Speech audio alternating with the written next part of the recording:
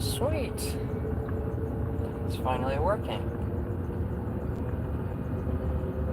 Well, I was going to do a story for you guys, but my internet stopped working, so I'll have to switch locations. Let's switch locations. Switcheth the locations.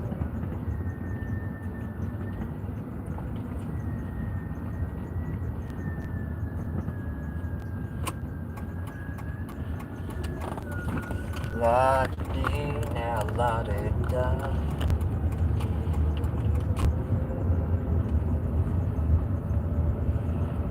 La-dee, now la-dee-da.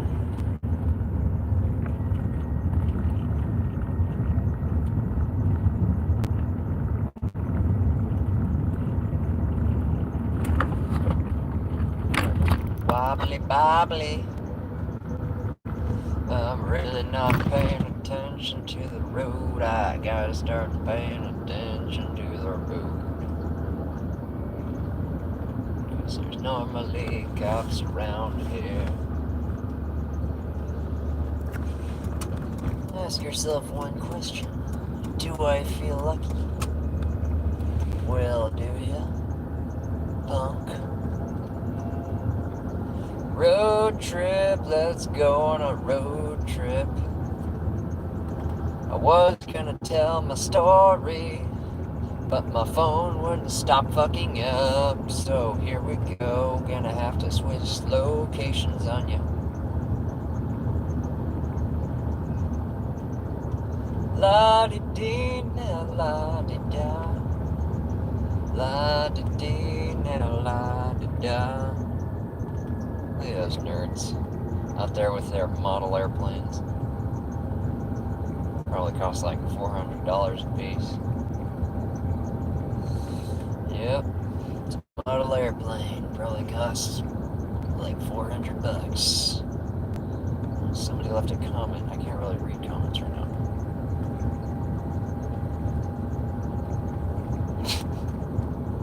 Okay.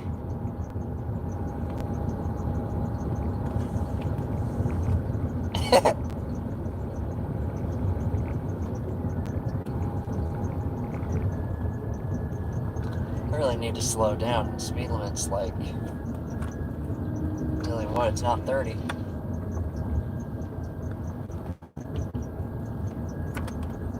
Oh, come on, you stupid thing.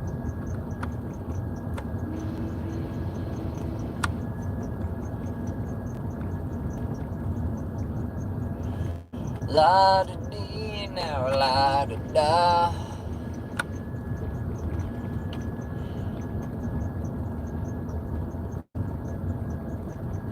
There we go. That's slightly better. I really need to change out my rear wiper blade. La-da-dee, now la-da-da. If I had good internet, we could have already started the story. Unfortunately, the internet around here is junk, so we got to get. We got to get boys and girls, girls and boys and girls clothing, and girls and boys clothing. Yeah, that dude's speeding. That dude's speeding.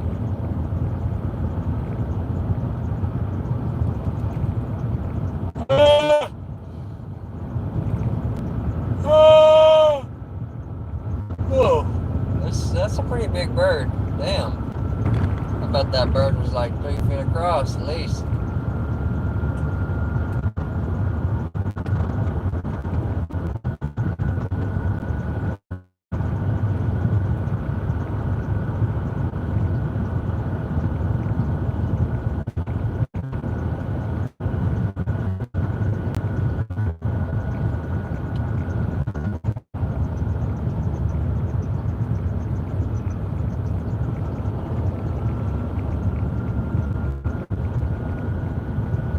La-da-dee, now la-da-da.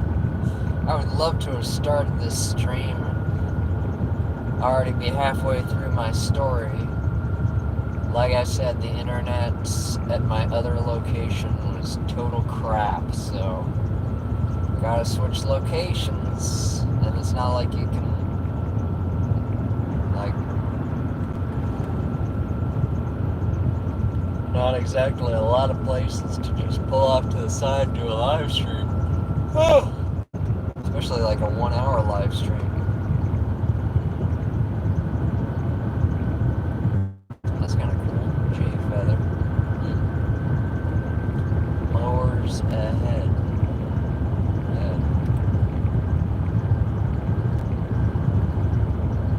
Let's go on a magical journey. Magic journey full of magic. A magical night. I like how people aren't driving through the grass clippings. Oh, that guy is. As if grass clippings are going to, like, blow up your car. Kablooey!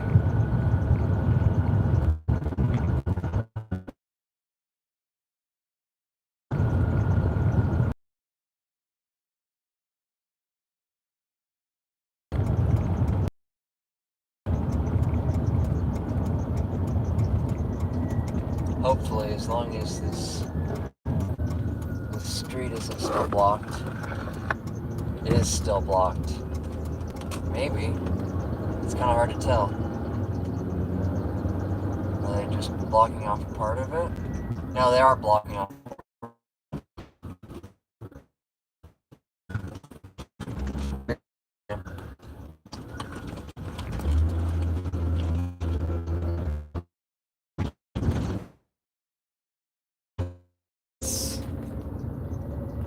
Somebody's talking and... Oh, JoJo's here. What's up?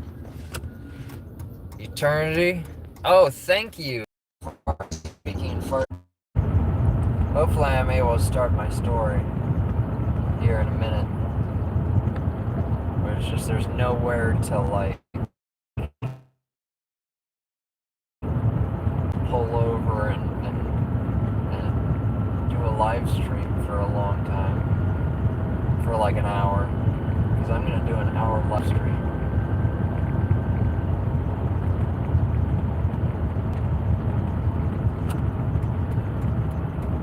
Here we go.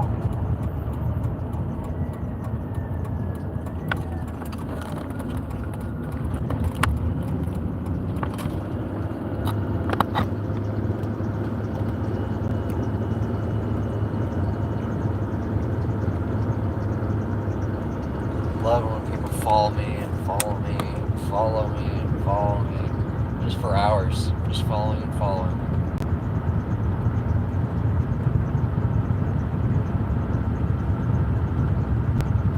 I got my grandpa's ring. The dude was a Mason, I guess. So...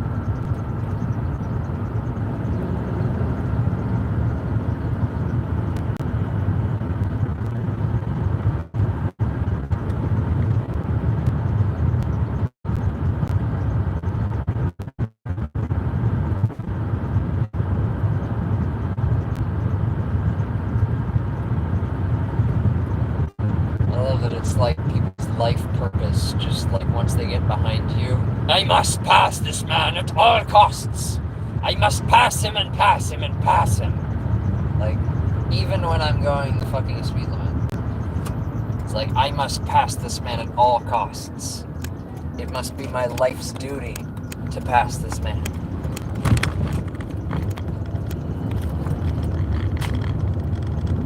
It is my life's journey.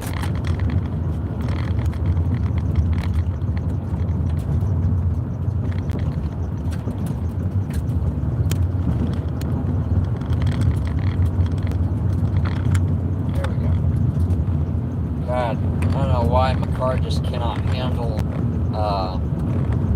dirt roads. It like starts going like this. I'm missing comments here. This random fucking car sitting out here, this random BMW. I don't even know who it belongs to. What's up, Elena and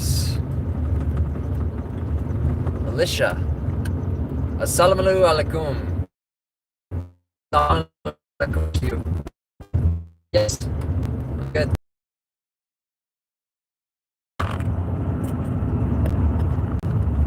Ah! No, I'm just kidding. Just wreck while I'm doing a live stream. Ironically, I just passed by a beer bottle.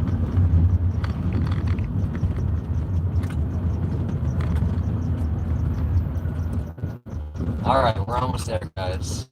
Assalamu alaikum.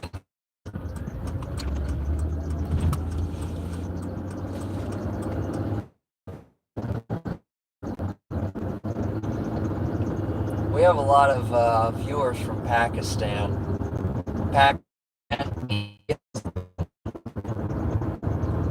Yeah, we have a lot of people from a lot of different places.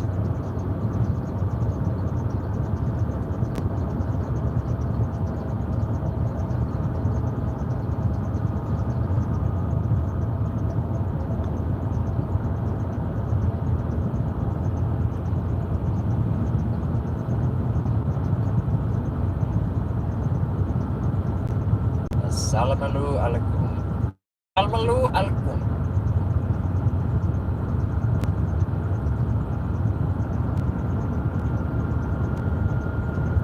Yeah, this trip took a little bit longer because the fucking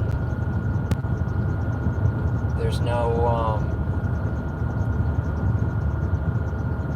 like they closed the road, so we have to go around. That takes a lot of extra time.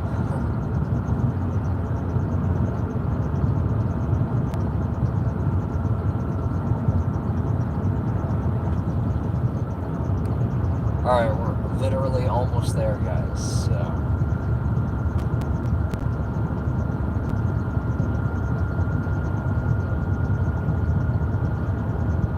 Assalamu alaikum.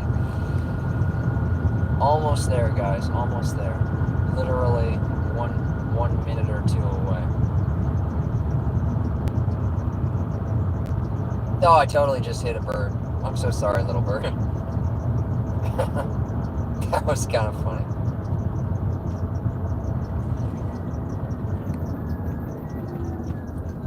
Because I hit like a pigeon.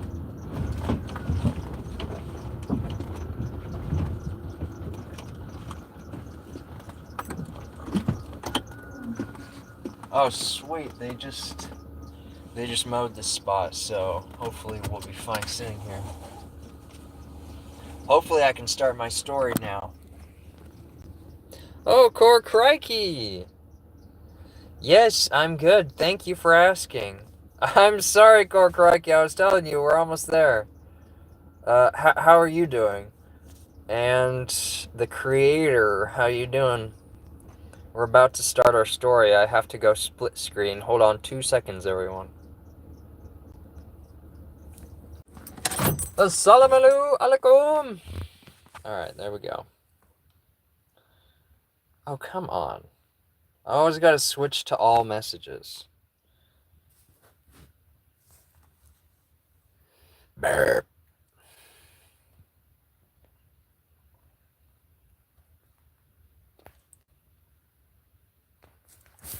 I gotta set up my screen. Give me 2 seconds, guys.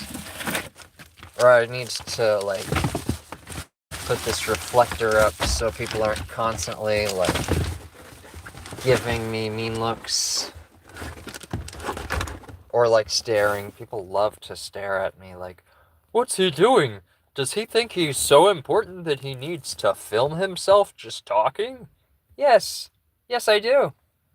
And I do it frequently.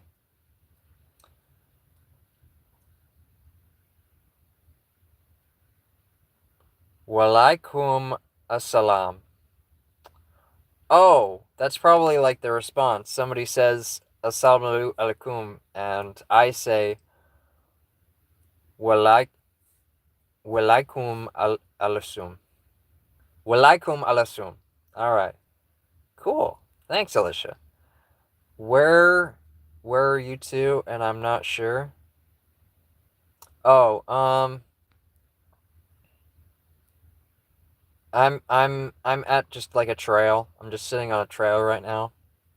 Uh Technically it says no parking, but literally the closest spot I would have to drive like 5 miles out of my way, and I'm just not doing that because this is exactly where I live, you know. So why should I have to go around? But yeah, let's get to the story. Here it is.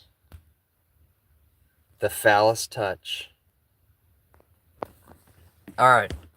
This is an AI story that my friend made for me.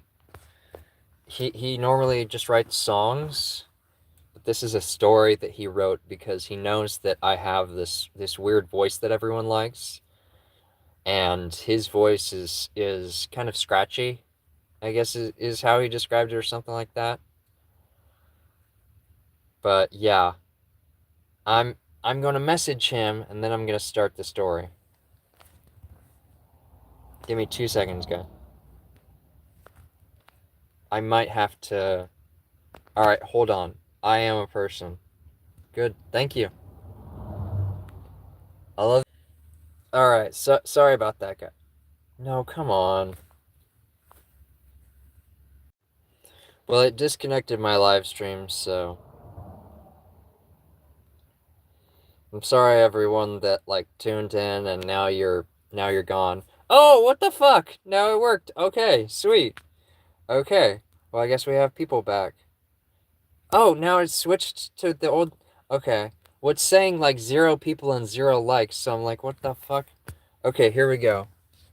If you're here, say hi, because it shows 0 people. Let's try and get a good angle on this. Alright. Alright, let's do this. Let's do this. Oh, sweet, the creator's here. Sweet. Everyone's here. Okay. Except Cork. Okay. Sweet. Let's start the story. Let's start the story, guys. Hopefully I can do this before my phone overheats. Because it always fucking overheats when I do split screen. The phallus. Alright, here we go. The Phallus Touch by Milikow. You can look him up on YouTube. He makes stories. Oh, thank you, Cork. And AI. Meet Auric, a man with an extraordinary curse. Everything he touched transformed into penises. At first, it started with small things. A pencil became a phallic symbol. A flower bloomed into a shaft-like shape. And even his breakfast eggs morphed into ovoid testicles. Auric's life became a surreal journey as he struggled to control his powers. He couldn't shake hands without turning the other person's limb into a penis. He couldn't cook without his utensils and ingredients transforming. Even his furniture wasn't safe. Chairs became erect columns, and his bed turned into a giant, soft penis. As news of his abilities spread, Auric became a recluse, afraid of touching anything or anyone. But one day a mysterious woman named Vesta appeared, claiming to have a solution. She led Auric to an ancient temple where a mystical spring promised to reverse the curse. However, the spring came with a warning. Auric's touch would then turn everything into vaginas. Auric hesitated, realizing that his curse had become a part of him. Auric's eyes widened as he gazed into the mystical spring. Vesta's words echoed in his mind. This water will reverse your curse, but be warned, everything you touch will become vaginas. He hesitated, thinking of the life he'd built around his phallic transformations. Yet curiosity, arousal, and a desire for change drove him forward. He dipped his hand into the spring, feeling a strange energy coursing through his veins. At first, Auric was ecstatic. He touched a nearby flower. Yes. He touched a nearby flower. That dude driving slowly past me really threw me off. You warned them.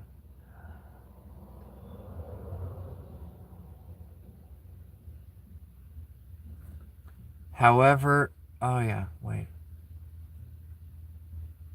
People are making noise around me. It's really fucking distracting.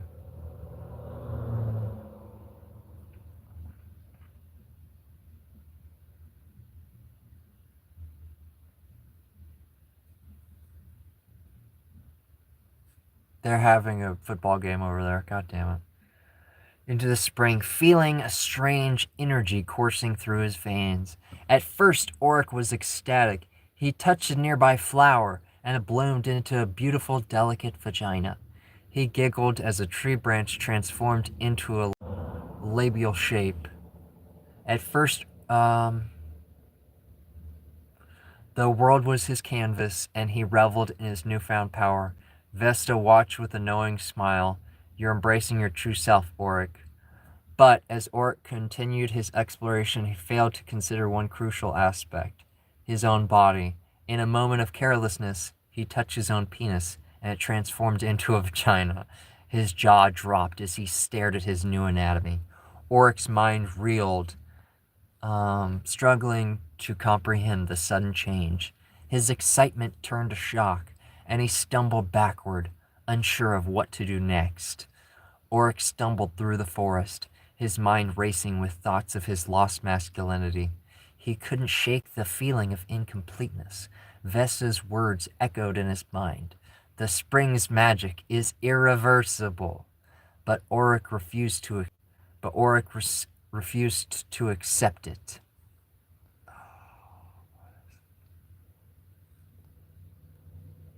He set on a quest to find a way to reverse the reversal, to reclaim his phallic curse. He encountered a wise old sage who listened to Oric's tale and nodded thoughtfully. I know of a dark sorcerer who might possess the power to restore your original curse, but be warned, Oric, his help comes at a steep price. Oric, desperate, agreed to take the risk. The sage led him to a foreboding castle where the dark sorcerer revealed himself. I can restore your curse, but you must first prove yourself worthy. I shall set before you 3 trials. Success, and your phallic powers shall return. Failure, and you shall remain, and your phallic powers shall return.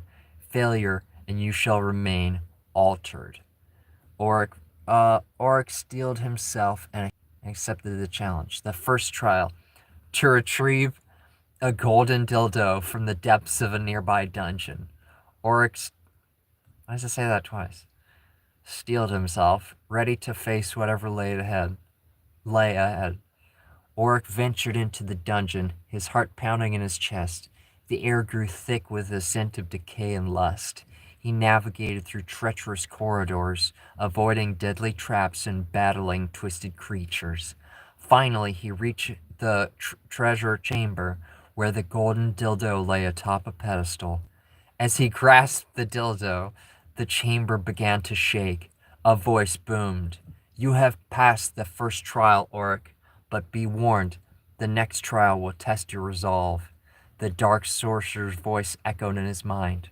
Remember, the price of restoring your curse may be higher than you're willing to pay. Oric refused. Oric returned to the sorcerer's castle, the golden dildo in hand.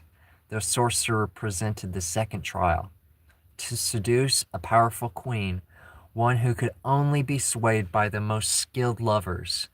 Oric hesitated, unsure if he could succeed, but his desire to reclaim his phallic curse drove him forward. He entered the queen's chambers, his heart racing with anticipation. The queen, a vision of beauty and power, gazed at him with piercing eyes. Oric began his seduction, but soon realized that his new anatomy might be an advantage.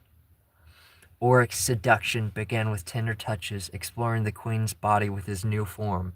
To his surprise, she responded with fervor, her pleasure echoing throughout the chambers. As they entwined, Oric discovered a hidden talent for lovemaking, his vagina becoming an instrument of ecstasy. The queen, impressed by Oric's prowess, yielded to his charms. You have passed the second trial, she whispered, but the final test will be the most challenging. The dark sorcerer appeared, a sly smile spreading across his face. The final trial: to confront the embodiment of your own masculinity, now manifest in a powerful entity known as the cockatrice. You must defeat it as proof of your masculinity, and your phallic curse shall be restored. Oryx steeled himself. Why do they keep using that phrase? Ready to face his own demons. He entered the cockatrice's lair, a cavernous space filled with swirling energies. The cockatrice emerged, its body a twisted mass of phallic symbols, eyes blazing with fury. Let us end this, Oryx declared, his vagina pulsing with determination. The battle began, a clash of opposing forces. As Oryx confronted the manifestation of his own lost masculinity. The battle raged on. Oryx. I hate it when people are here. It's just so annoying.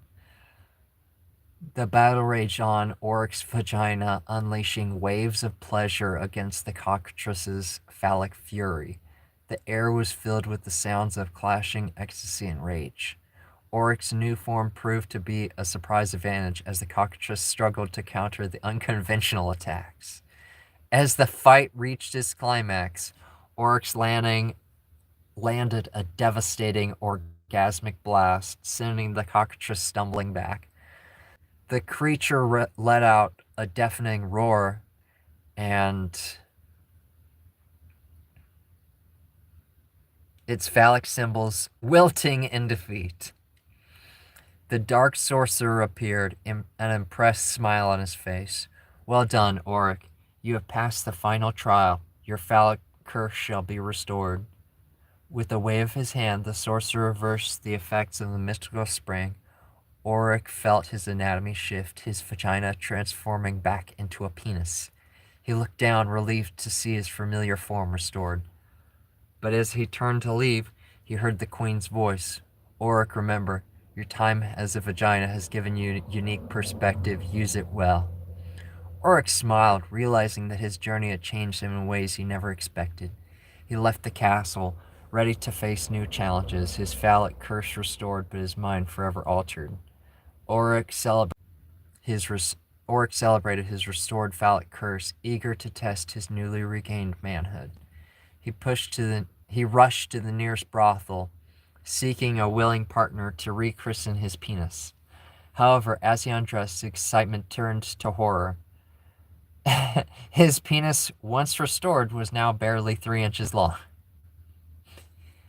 The prostitute, trying to hide her giggles, asked, "Is that all?" Oryx's face turned beet red as he realized his nightmare was far from over. The dark sorcerer's curse, it seemed, had one final twist. Oryx fled the brothel, his confidence shattered. He wandered the streets, feeling like a mockery of his former self. His penis, once a symbol of power, now felt like a cruel joke. As he walked, he stumbled upon a group of dwarves, who couldn't help but burst into laughter at the sight of Oryx's diminutive. One of them, still chuckling, said, "You know, we have a legend about a hero with a small penis, who learns to wield it like a mighty sword." Oryx's eyes narrowed. "Tell me more." And so the dwarf began to recount the tale of the Mighty Might, a hero who proved that size wasn't everything. The dwarf's tale of the Mighty Might inspired Oryx to rethink his situation. He realized that his small penis could be used in creative ways, like a precision weapon. Embracing his new identity, Oryx set out to become the greatest lover the world had ever known. Even though he couldn't use his hands, he got creative and honed his skills, learning to angle and position himself for maximum pleasure. His partners, initially surprised by his size, soon found themselves climaxing like never before. Oryx's reputation grew, and people whispered about the Mighty Might, who could bring unparalleled joy. One day, a mysterious woman approached Oryx, saying, "I've heard of your legendary abilities. I have a challenge for you, one that requires your unique talents." Oryx, intrigued, agreed to hear her proposal. She led him to a secret society where women gathered to share their desires. The society's leader, a statuesque beauty, revealed their goal to create the ultimate orgasm, one that would change the world.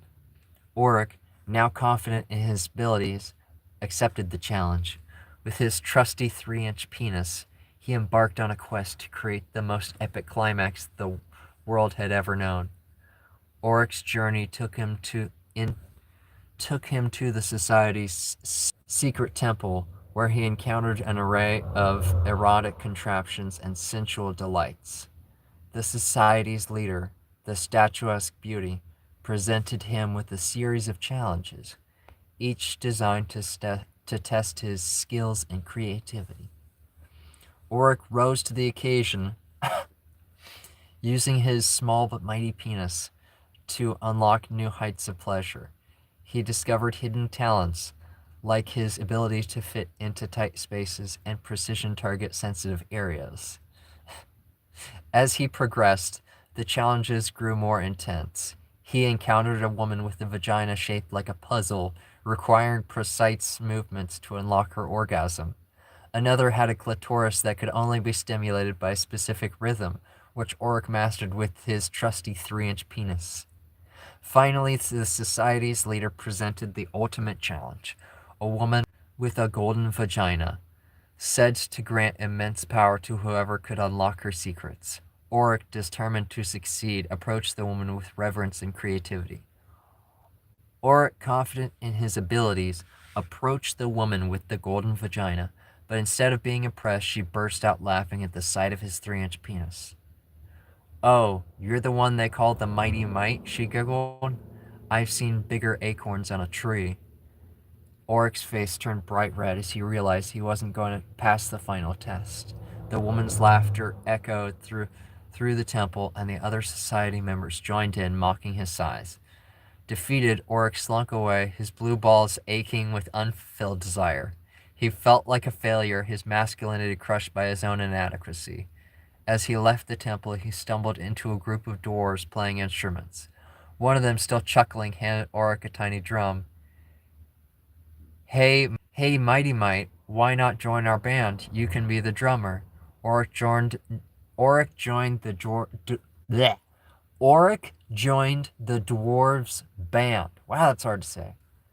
But quickly realized he had to adapt to his unique situation. He couldn't touch the drums directly, or they'd turn into penises. So he used his creativity to find a solution. He touched a pair of drumsticks, and as expected, they turned into penises. Auric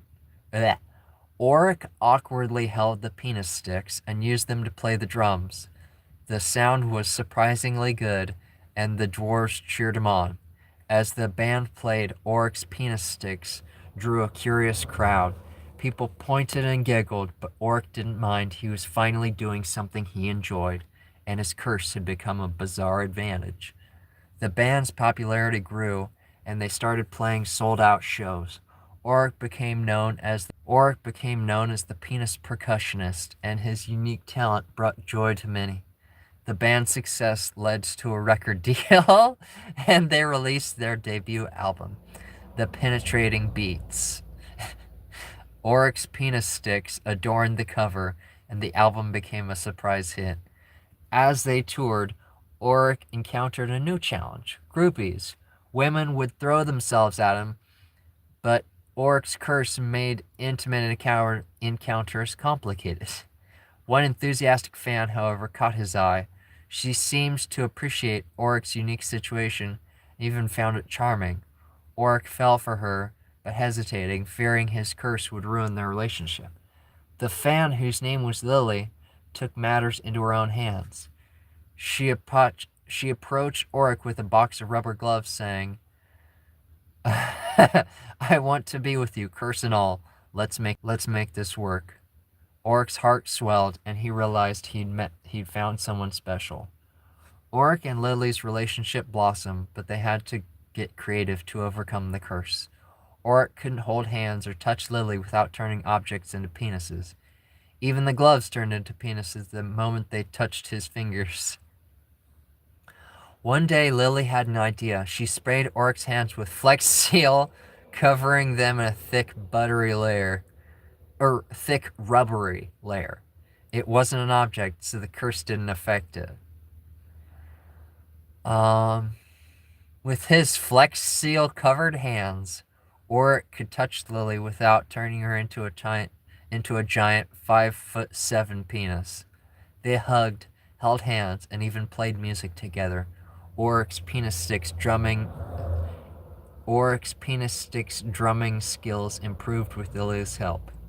As they performed on stage, Lily would often join Oric, playing a keyboard while he drummed with his trusty penis sticks. The crowd loved them, and their unique love story inspired many. Oric and Lily's band, The Penetrating Beats, reached new heights of success. They headlined festivals, sold out stadiums, and even got nominated for a Grammy. Oric grew complacent with his new Flex Seal covered hands, forgetting to reapply the substance regularly. One fateful night during their biggest show ever, disaster struck. As they performed in front of 200,000 screaming fans, a small crack formed in the Flex Seal on Oric's hand. He didn't notice, too caught up in the moment. During the encore, Oric reached out to touch Lily's face, and his bare skin made contact with her nose. In an instant, Lily's nose transformed into a penis, dangling awkwardly on her face. The crowd gasped in shock, and the band's music screeched to a halt. Oric's eyes widened in horror as he realized what had happened. The incident went viral, and their career imploded. The band broke up, and Oric lost everything again. Lily, heartbroken and embarrassed, left Oric saying, "I loved you, but I can't be with someone who turns my nose into a penis on stage." Oric, alone and defeated, wondered if he'd ever find a way to break the curse. Oric hit rock bottom, living in a small apartment surrounded by reminders of his failed music career and lost love. He spent his days playing solo shows at local nursing homes, using his penis sticks to entertain seniors. One day, while performing at the Sunny Oaks retirement home, Oric spotted a familiar face in the crowd, the dark sorcerer who had cursed him. Wow, that dude almost just got hit by a car behind me. That's got really dumb people around here. He literally almost got hit by a car behind me. That was kind of weird. The dark sorcerer who had cursed him. The sorcerer, now elderly and wheelchair-bound, looked at Oric with a mix of guilt and amusement. Oric approached him, demanding answers.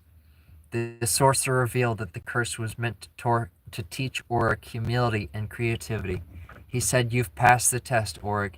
You've learned to adapt and find success despite your unique situation." Oric, skeptical, asked, "So you'll lift the curse now?" The sorcerer smiled mischievously and said, "Not yet. You still have one more challenge to overcome." The sorcerer handed Oric a small, mysterious box. Solve this riddle, and the curse will be lifted," he said, but be warned, Oric, the solution comes with a price.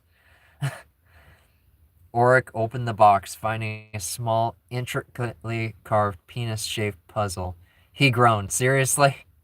As he examined the puzzle, he realized it required him to use his penis sticks in a specific sequence to unlock it. Oric hesitated, fearing what would happen if he solved it wrong. After several attempts, the puzzle finally clicked open, revealing a note that read, "Congratulations, Oric. You passed the test, but remember, your creativity and adaptability are now a part of you. Use them wisely." The curse was lifted, but Oric's hands no longer turned objects into penises. Instead, he felt a strange, unsettling sensation. His penis sticks had become a permanent part of him. Oric soon discovered that his penis sticks had merged with his hands, granting him incredible drumming skills and flexibility. He could play complex rhythms with ease, and even use his hands as drums themselves. Oh, okay. Oh, going back like this? That's kind of funny. But there was a catch. His hands now had a mind of their own. They often start drumming uncontrollably, causing awkward situations in public. Oryx struggled to control his new hands, but they seemed to have a creative consciousness. They composed intricate beats and melodies, which Oryx couldn't ignore. One day, while trying to order coffee, Oryx's hands started drumming to the counter, creating an infectious rhythm. The barista, mesmerized, began dancing, and soon the whole cafe was grooving to Oryx's involuntary beats. Oryx's hands became a sensation, drawing crowds wherever he went. People would gather to watch him drum involuntarily, mesmerized by the complexity and beauty of the rhythms. Oryx, however, felt like a puppeteer's doll, his hands moving on their own. He longed for control and normalcy. One evening, as he was walking home, Oryx stumbled upon a mysterious underground music club. The sign above the door read, The Rhythm Rebels. Intrigued, Oryx entered, and his hands immediately began drumming in sync with the club's music. The crowd cheered, and the lead singer approached him. The lead singer, a charismatic woman named Zara, gazed at Oryx's hands with a mix of fascination and curiosity. "You're the one with the legendary hands," she said. "We've been searching for you. Your beats go so hard. I mean, we feel it in our bones, man." Zora explained that the Rhythm Rebels were a secret society of musicians who believed that true creativity came from embracing chaos and unpredictability. They saw Oryx's hands as a symbol of their philosophy. Oryx, both thrilled and terrified, joined the group. Together they created mesmerizing music, with Oryx's hands drumming out of control. The crowds went wild, and the Rhythm Rebels became a sensation. But as Oryx's fame grew, so did the unpredictability of his hands. They began drumming in strange places, during business meetings, in quiet libraries, even during a wedding ceremony. Oryx's hands became a double-edged sword. On stage, they created magic. Off stage, they created chaos. Oryx struggled to find a balance between his creative expression and everyday life. One day, Zora approached Oryx with a proposal. "We want to take the Rhythm Rebels to the next level," she said. "We're going to create a massive, immersive music experience, and we need your hands to be the centerpiece." Oryx hesitated, fearing his hands would spiral out of control. But Zara's enthusiasm was infectious. He agreed, and the group began working on their most ambitious project yet.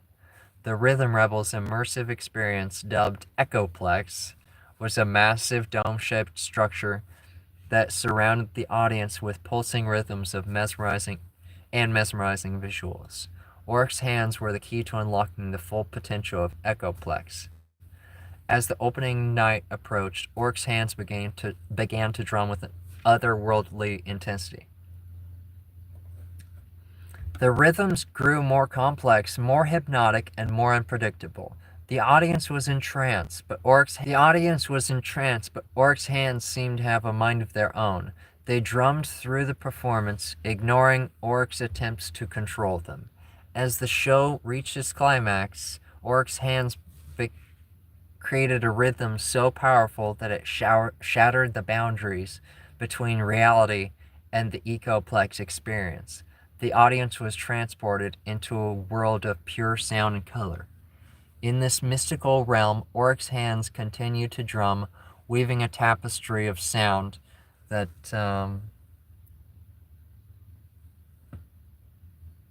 conjured vibrant landscapes and surreal creatures. The audience, now a part of this dream world, danced and twirled to the rhythm. Oryx, however, felt himself being pulled apart by the sheer energy of his hands. He was both the creator and the captive of this world. Suddenly, a figure emerged from the heart of the Echoplex. Zara, transformed into a being of pure light and sound, she spoke in a voice that resonated through Oryx's soul. "Oryx, your hands have unlocked the secrets of the universe. Now it's time to surrender to the rhythm." Oryx's hands drummed faster, until they became a blur of motion. The world around him dissolved into a kaleidoscope of color and sound. Oryx's hands transcended mortal bounds, merging with the fabric of existence. His consciousness expanded, encompassing countless worlds and civilizations. He became the rhythm eternal, a boundless creative force that pulsed through the cosmos. Stars and galaxies harmonized with his beat as life emerged and evolved in symphony with his drumming. In this realm, Auric was no longer an individual, but a collective consciousness resonating within every being. He was the spark that ignited creativity, the whispered inspiration in the hearts of dreamers. As the rhythm eternal, Auric witnessed the birth of new universes, each a unique melody in the grand symphony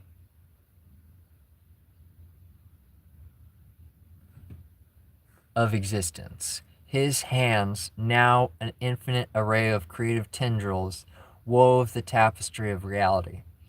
As the rhythm eternal, Auric's essence infused the cosmos, nurturing a celestial harmony.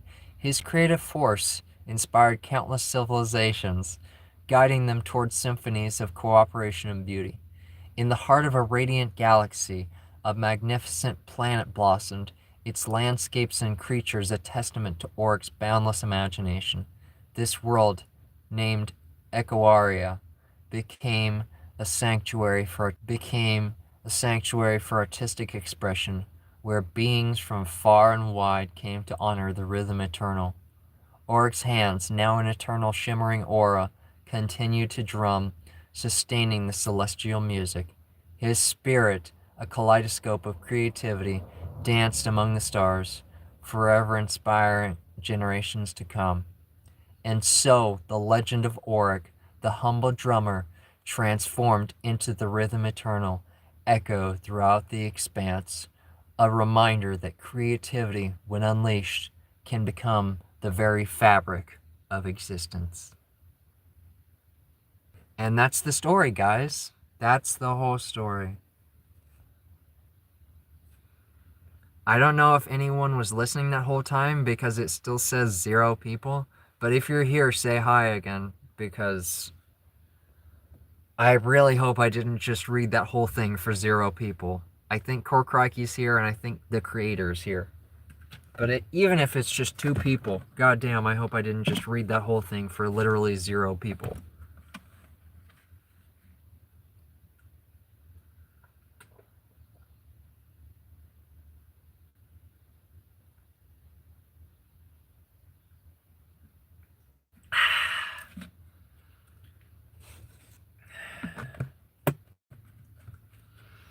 Oh, man. Somebody say hi. Goddamn. Now you're just hurting my feelings at this point. Okay, well, I guess I just did that for nothing. Okay, well, whatever. Who cares? I hope you all enjoyed my story. That's it for today. Maybe I'll stream some more later, but I probably just did that for 0 people, so oh well.